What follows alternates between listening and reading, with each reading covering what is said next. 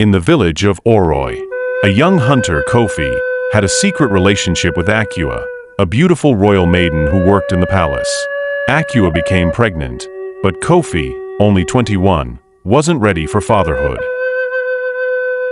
Ashamed and fearful of the villagers' judgment, Akua disappeared, leaving Kofi with their 4-year-old son Kwame. Kofi, overwhelmed and angry, abandoned Kwame in the feared evil forest, a place of dark legends and mysterious powers. Kwame, alone and frightened, cried out for his parents, but could not change his fate. Years passed and Kwame survived against all odds. He found shelter with a mysterious figure who taught him the ways of the forest.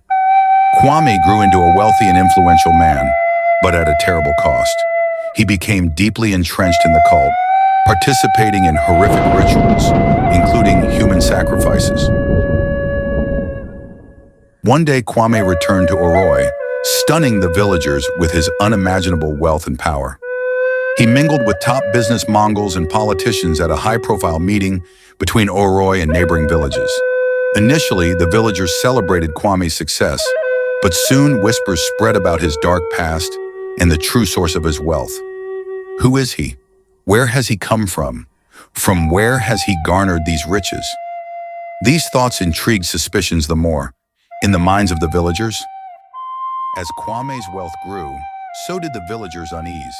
Strange occurrences and unexplained events plagued Oroi. Livestock and some villagers went missing, both young and old. Crops withered.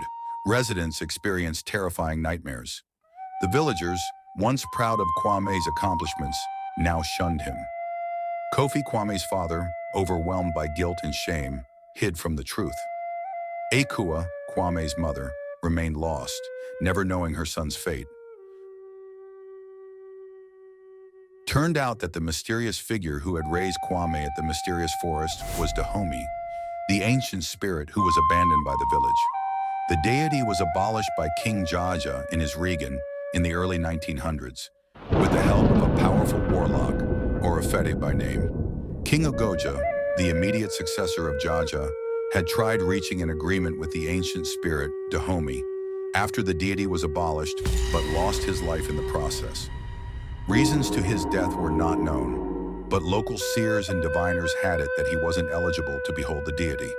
Kwame had reached an agreement with Dahomey to spare his life in exchange of human sacrifices, but the sacrifices did not begin immediately. Dahomey and Kwame had agreed that Kwame makes sacrifices using forest animals as a start, till he makes it out of the forest. Dahomey, being a bloodthirsty demon, which was the reason why it was abolished, took Kwame as an investment. Dahomey led Kwame to a distant land, Ile-Ife, where he established Kwame financially. He gave him insights to business, ideas which were far beyond human imaginations.